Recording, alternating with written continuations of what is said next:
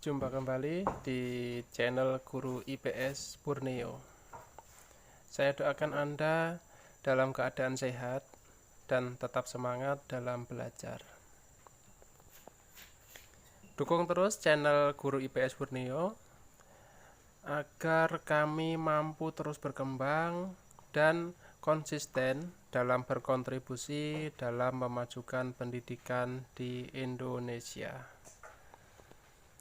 Video kali ini kita akan membahas tentang materi IPS SMP kelas 8 tentang kondisi geografis Kamboja sebagai salah satu negara di ASEAN.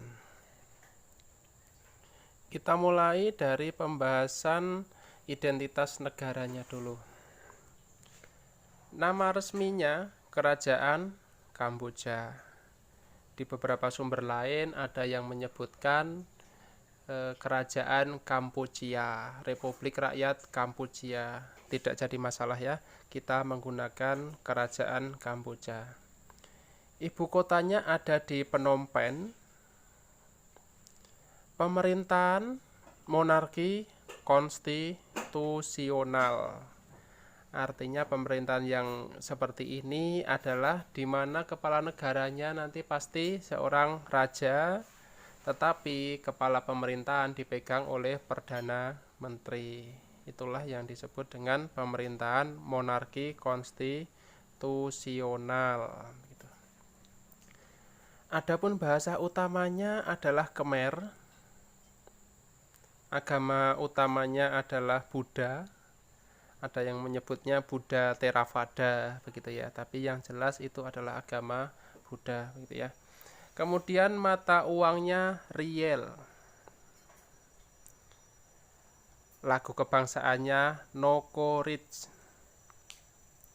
Hari kemerdekaannya 9 November 1953. Walaupun sudah merdeka sejak tahun 1953, negara Kamboja belum cepat masuk ke ASEAN sejak dibentuknya ASEAN pada tahun 1967 ya. Hampir di tahun 1990-an Kamboja baru masuk menjadi anggota ASEAN. Letak dan luas negara Kamboja, kita mulai dari letak astronomis. Kita ulas sedikit ya. Letak astronomis itu adalah letak suatu kawasan berdasarkan garis lintang dan garis bujur. Kamboja terletak di 10 derajat lintang utara sampai dengan 13 derajat lintang utara. Artinya negara ini berada di belahan bumi bagian utara, karena LU semua ya, tidak ada LS-nya. Dan di garis bujur 102 derajat bujur timur sampai dengan 105 derajat bujur timur. Ada yang menyebutkan sampai 108, 107. Nah, tidak jadi masalah juga untuk letaknya ya. Kita memakai yang angka 102 derajat bujur timur sampai dengan 105 bujur timur. Luas wilayahnya ada 181.000 kilometer persegi, sisanya 41 ya, ada yang tertulis 160, 161. Nah, kalau guru IPS Borneo, ini yang paling penting jangan salah di angka 3 angka yang paling depan. 181 ribunya harus tetap, entah nanti belakangnya 41, 160 tidak masalah begitu ya, atau dibulatkan di angka 181.000 km persegi untuk memudahkan belajar pun tidak masalah. Kemudian batas-batasnya kita mulai dari sebelah utara ada negara Laos dan Thailand. Sebelah barat ada Thailand dan Teluk Siam. Ada beberapa buku yang menyebutkan ada sebelah barat juga ada sebelah barat daya. Di sini kita jadikan satu, sebelah barat itu nanti Thailand dan langsung kita sambungkan dengan Teluk Siam. Karena walaupun barat daya ataupun barat laut itu kan sama-sama di sebelah barat. Jadi kita anggap saja itu sebelah barat. Kemudian di sebelah selatan ada Vietnam, juga di sebelah timur ada Vietnam, begitu ya. Sampai sini sudah paham kawan-kawan ya? Kalau tidak paham nanti bisa diulang lagi, ditonton kembali. Yang memerlukan pemahaman lebih bisa di pause dulu. Kita lanjutkan pembahasan di iklim. Kita tadi tahu untuk letak lintangnya ya. Letak lintangnya kan di angka di bawah 23,5 derajat. Artinya apa? Artinya zona tersebut adalah masuk zona iklim tropis. Jadi secara iklim di Kamboja termasuk beriklim tropis. Kemudian musim hujan di sana terjadi antara bulan April sampai dengan Oktober. Ini merupakan kebalikan dari Indonesia. Di Indonesia di bulan-bulan tersebut merupakan musim kemarau. Musim hujan di Kamboja terjadi karena tiupan angin musim barat daya yang membawa banyak uap air. Angin musim barat daya ini terkadang disebut juga angin musim utara, gitu ya. Terkadang hanya karena ada pembelokan arah angin jadi penyebutannya terkadang berbeda. Jadi tidak perlu bingung ketika mendengar angin musim barat daya maupun angin musim utara.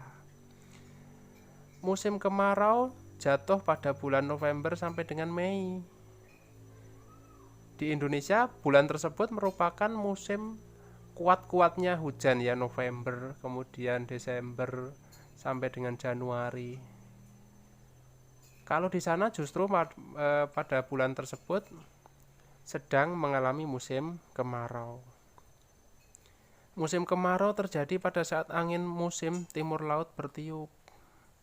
Hanya sedikit uap air yang dibawa dan justru bersifat kering.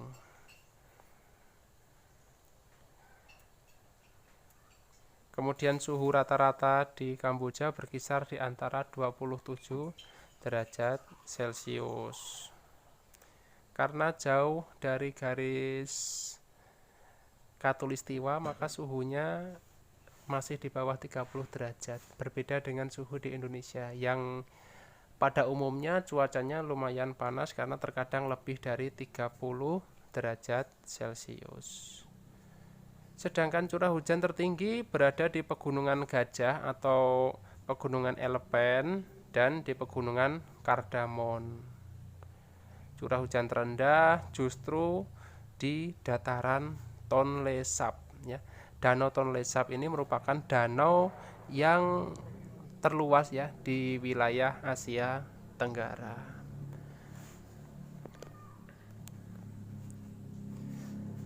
Bentang alamnya, secara geografis wilayah Kamboja terbagi dalam 3 bagian utama, yaitu dataran rendah, dataran tinggi, dan pegunungan. Dataran rendahnya tentu saja di sekitar danau Tonle Sap ya, karena danau kan tidak mungkin di daerah yang pegunungan atau dataran tinggi, kecuali danau bekas gunung berapi. Dan Sungai Mekong. Sungai Mekong ini juga merupakan dataran rendah ya. Di daerah tersebut umumnya subur karena di sekitar situ nanti akan dijadikan sebagai lahan pertanian. Dataran tinggi terdapat di sebelah timur dari negara Kamboja. Pegunungan banyak terdapat di sebelah barat daya hingga ke pantai. Dengan puncak tertingginya adalah Gunung Phnom Aural dengan ketinggian kurang lebih 1813 meter. Flora dan faunanya, Kamboja memiliki hutan-hujan tropis yang selalu hijau sepanjang tahun.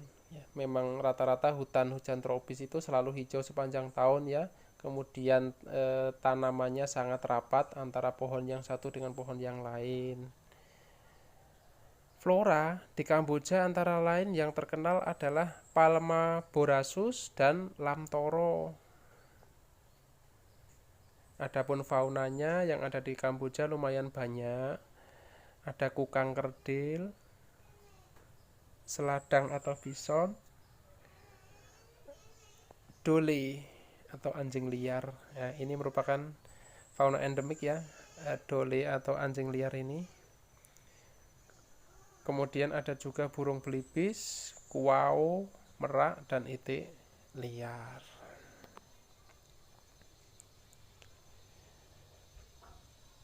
Cukup dulu kawan-kawan untuk pembahasan negara Kamboja. Kita lanjutkan di pertemuan berikutnya untuk pembahasan ke negara lain. Semoga bermanfaat. Tetap dukung channel Guru IPS Borneo agar mampu berkembang dan konsisten memberikan kontribusi yang baik, yang positif dalam dunia pendidikan. Jangan lupa subscribe, like, comment, and share kepada kawan-kawan semua. Ada saran tulis di kolom komentar. Terima kasih.